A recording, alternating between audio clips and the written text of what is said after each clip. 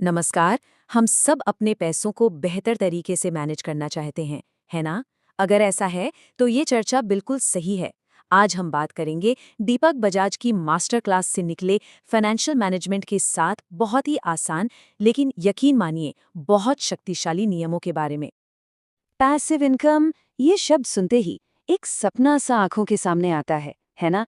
एक ऐसी जिंदगी जहां पैसा हमारे लिए काम कर रहा हो, ना कि हम पैसे के लिए। पर सवाल ये है कि ये सपना, ये हकीकत कैसे बने? चलिए इसी को समझते हैं। तो देखिए, इस सवाल का जवाब ना इसी एक सोच में छिपा हुआ है। पैसिव इनकम कोई लॉटरी का टिकट नहीं है कि आज खरीदा और कल जैकपॉट लग गया। नहीं, ये तो एक डिसिप्लिन्ड, एक सिस्टमैटिक तरीके से आगे बढ़ने का नतीजा है, उसका फल है। तो इस पूरे सफर को समझने के लिए हम इसे 5 हिस्सों में बांटकर देखेंगे। सबसे पहले, हमारा वित्तीय सफर कैसा होना चाहिए। फिर पहला कदम क्या है, एक मजबूत इनकम। उसके बाद एक सेफ्टी नेट यानी सुरक्षा कवच कैसे बनाएं। फिर आता है वेल्थ क्रिएशन का रास्ता। और आखिर में इन सब का निचोड़ यानी सफलता का सार। तो ये जो हमारा पूरा फाइनेंशियल सफर है ना, वो इन्हीं 7 कदमों पर टिका है। और ये सिर्फ कोई सलाह या सुझाव नहीं है, ये नियम है। ऐसे नियम जो फाइनेंशियल फ्रीडम और वेल्थ बनाने के लिए बहुत जरूरी है। इन्हें एक एक करके अपनाना ही पड़ता है, कोई शॉर्टकट नहीं है। तो चलिए शुरू करते हैं नींव से, यानी पहले 2 नियमों से। किसी भी फाइनेंशियल प्लानिंग की बुनियाद इन्हीं 2 रूल्स पर टिकी है। इन्हें आप एक चट्टान की तरह समझिए, एक ऐसा ठोस बेस जिसके बिना आगे की इमारत खड़ी ही नहीं हो सकती। तो पहला और सबसे जरूरी नियम क्या है? वो है एक मजबूत प्राइमरी इनकम का सोर्स बनाना। देखिए, पैसिव इनकम का सपना देखने से भी पहले एक जबरदस्त एक्टिव इनकम का होना बहुत बहुत जरूरी है। तो ये प्राइमरी इनकम सोर्स होता क्या है? सीधी सी बात है, ये वो मेन इनकम है जो कोई भी इंसान एक्टिवली कमाता है। जैसे नौकरी से मिलने वाली सैलरी, एक डॉक्टर या वकील की प्रोफेशनल फीस, या फिर सेल्स से आने वाला कमीशन। और एक बात समझनी होगी, अगर ये इनकम ही मजबूत नहीं है, तो आगे के सारे कदम अधूरे ही रह जाएंगे। अच्छा, एक बार जब एक मजबूत इनकम बन गई, तो आता है नियम नंबर 2। और ये नियम कहता है कि सिर्फ एक स्टेबल इनकम होना ही काफी नहीं है। अपने काम में लगातार बेहतर बनना होगा। जिंदगी का ना एक बहुत सीधा सा नियम है। कोई भी इंसान या तो आगे बढ़ रहा होता है या फिर पीछे जा रहा होता है। बीच में रुकने का कोई रास्ता ही नहीं है। मतलब अगर कोई ऊपर नहीं जा रहा, तो वो अपने आप नीचे आ जाएगा। इसीलिए लक्ष्य ये होना चाहिए कि अपने काम में टॉप 1% लोगों में शामिल हो। तो जब इनकम की नींव मजबूत हो जाए, तब अगला कदम आता है एक फाइनेंशियल सेफ्टी नेट बनाने का। एक ऐसा सुरक्षा कवच जो किसी भी मुश्किल वक्त में ढाल बनकर खड़ा रहे।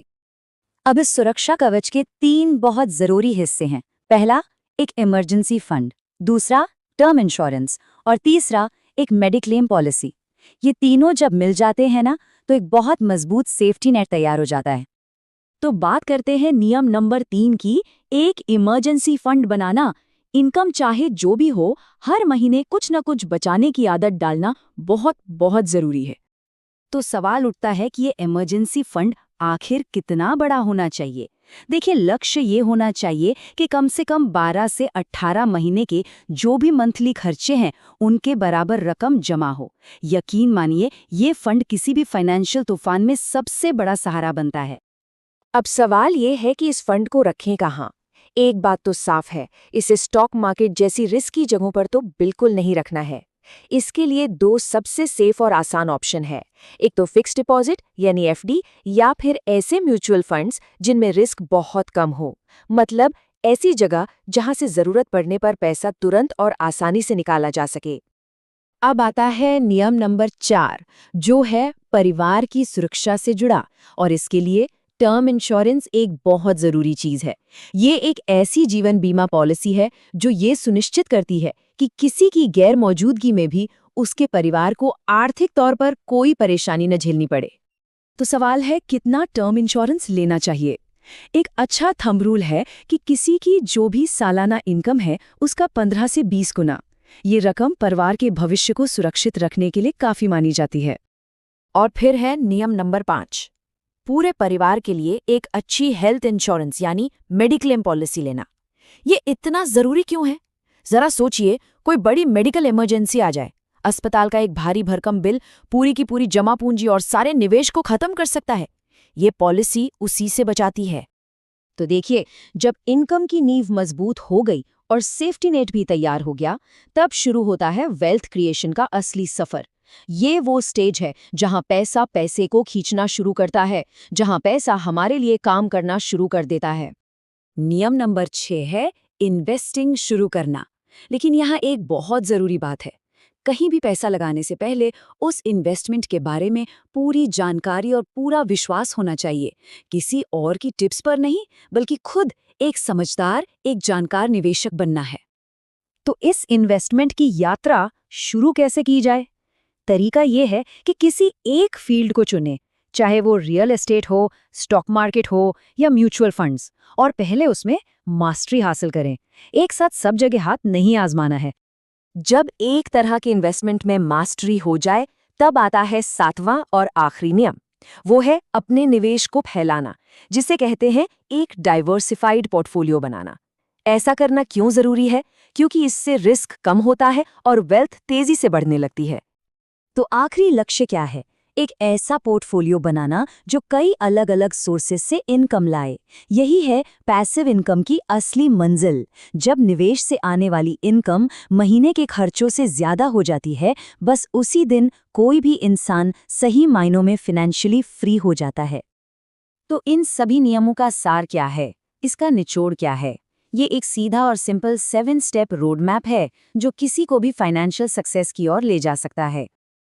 तो चलिए इस पूरी यात्रा को एक बार फिर से दोहराते हैं। पहला कदम, एक मजबूत एक्टिव इनकम बनाना और अपने काम में माहिर बनना।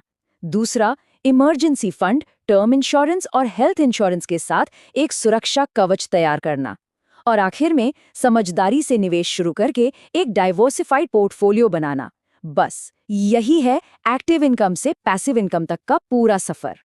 और अब आखिर में एक सवाल, इन 7 नियमों को जानने के बाद किसी के भी फाइनेंशियल सफर में अगला कदम क्या होना चाहिए? इस पर सोचना बहुत जरूरी है, क्योंकि सही सवाल पूछना ही सही जवाब की तरफ पहला कदम होता है।